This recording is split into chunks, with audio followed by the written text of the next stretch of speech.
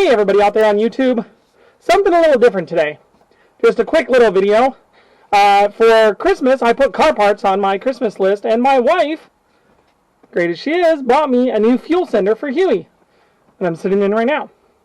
So, I'm going to show you guys how to put in a new fuel sending unit for a Type 3 Squareback. It kind of works for all VWs though.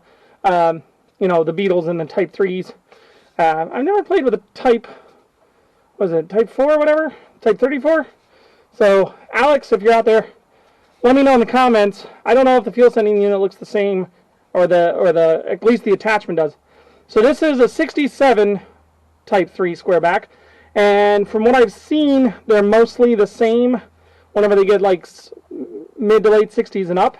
But for the title, this is a 67 Squareback fuel sending unit replacement. So let's turn on the car, and I'll show you what I'm at right now. Okay, so to turn on my car, as you all know, I touch the dash. It beeps. Got this little joystick here.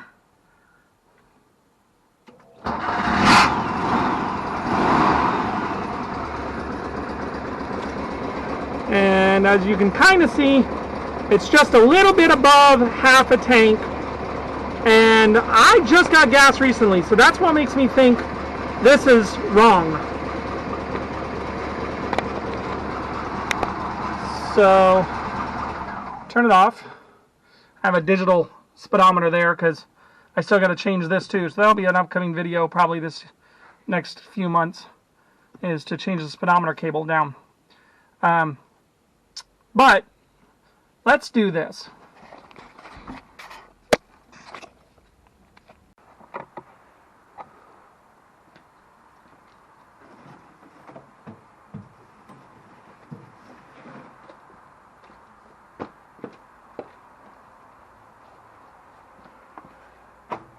So my fuel sender's from ISP West. This particular part number for this tank is the internal tank, right? So I don't have the outspout. That started in '68. This one is VDO 224082. So let's take this guy out. Now I have an old grounding wire, so I kept having an issue with my fuel sending unit flaking out, just dropping off the map. So I put a little ground wire from here over to the body ground, and that cleared that up.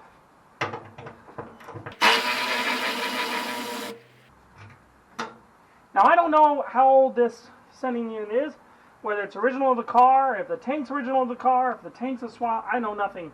I've had the car 4 years.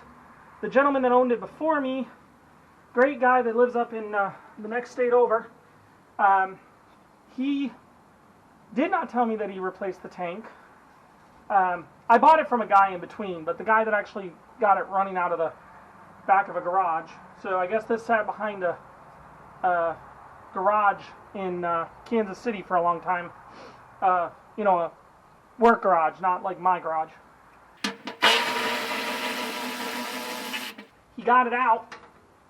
He'd been trying to get it for a bunch of years, and he finally got it, and he put it together and got it running for his father. And then they drove it for like 2 years and sold it to the guy I bought it from, who loves station wagons. But he didn't like all the problems with this one. It had a lot of electrical issues, the headlights didn't work, stuff like that. They were actually using fog lamps as the headlamps.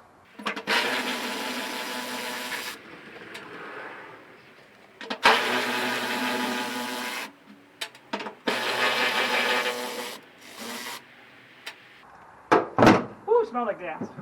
Oh, forgot to pull the wire off before I loosened the last one.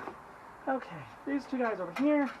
And here is... oh, there might be gas in this. Yep. Ah, of course.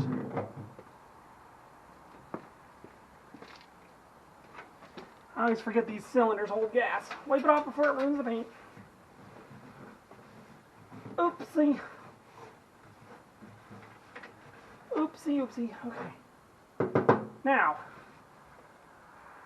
it was just above half a tank, but that's a lot of gas. Okay, so makes me think this one might be not as accurate as it used to be.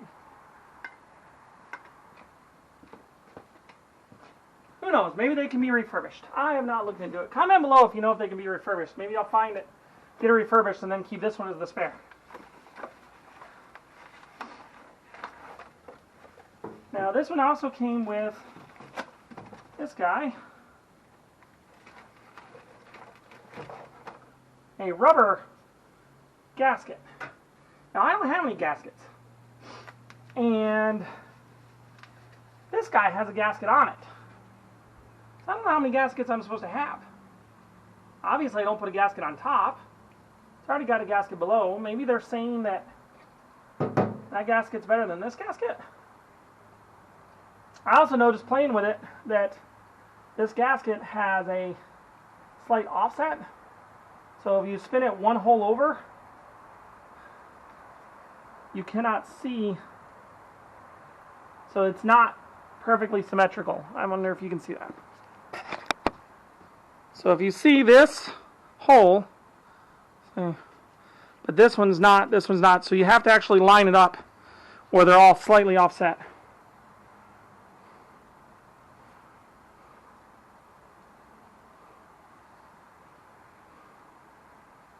And see now, one hole back, all the holes line up. Now, since my wire was pointing back when I took it out, I'm going to point the wire back and then in. I'm going to try it without my grounding cable, because if I can get rid of this, I'll be really happy. I don't know. We'll find out in a minute. I don't know why the grounding cable worked. I read it somewhere online. See what happens.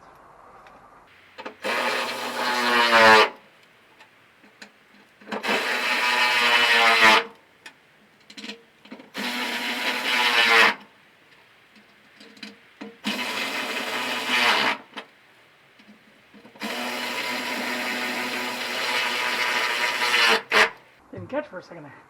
Okay, I'm going to hold on to this guy, because I can't see where else I would need it, unless ISP is saying definitely use this guy instead. I'll have to look back. That's away. Now, like I said, I'm going to leave this guy off, and I'm going to hook up my cable that was there.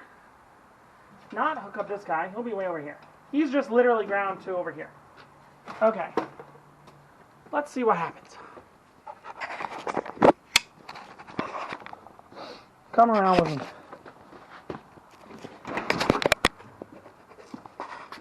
Okay. Did I do anything, or does it not work? Implant in hand. Touch. Sets the system. Start the car.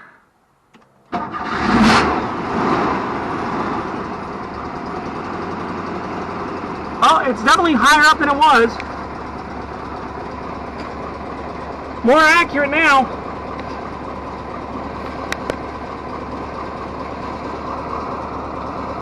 Yeah. Oh yeah, that'll be better. That is actually way further than I thought it would be. Let me turn that off so you can hear me. So that's actually way further than I thought it would be. Sometimes whenever this thing gets to R, which on an older car is for reserve, even though these 67s didn't have a reserve valve, the R would mean, you know, R normally meant reserve, which is 2 gallons. So it would get to the R, and then I'd fill it, and I'd only put like 5 gallons in the thing. Now it's a 10-gallon tank, so that's kind of funny, right? So that's what told me this probably needs a new one. But I've been driving around for years, almost 5 now, and I always just felt the rule, fill it at half a tank, and you're good to go. Now, what I'm going to do is, I'm going to make sure that my little glass on the front of that gauge is right, which I think it is.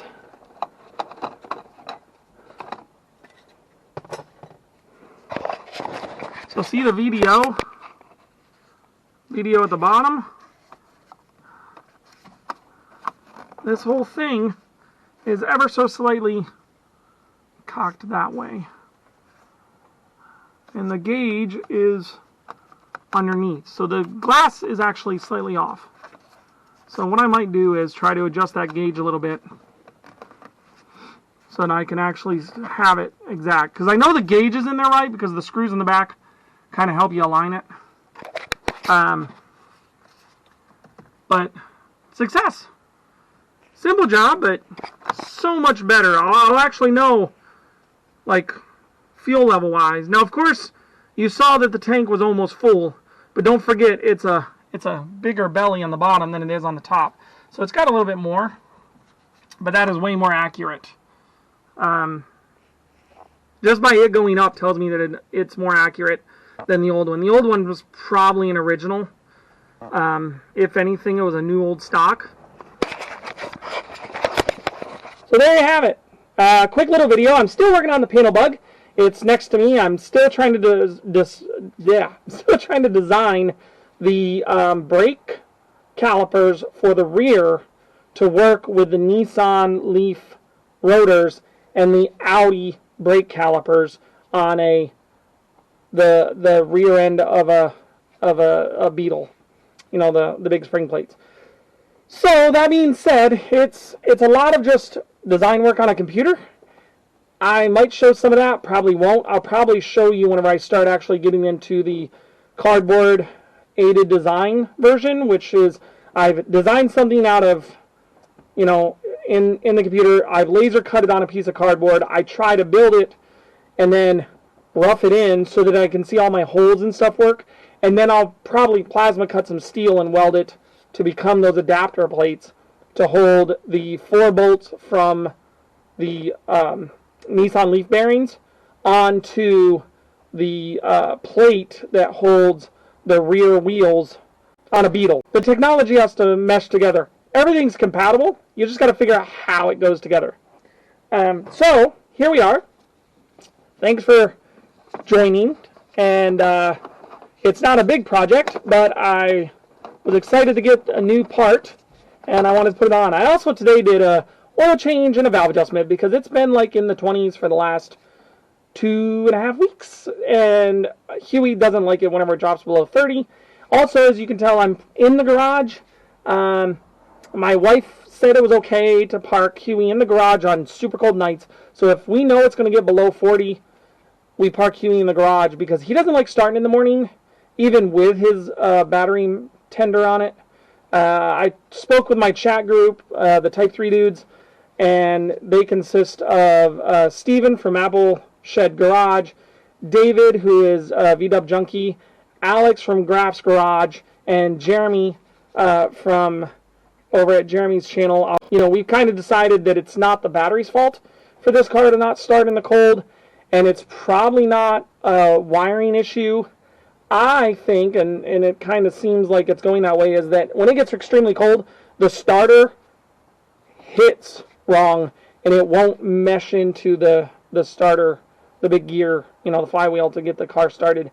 It just kind of goes, and I'll put that video here. Go.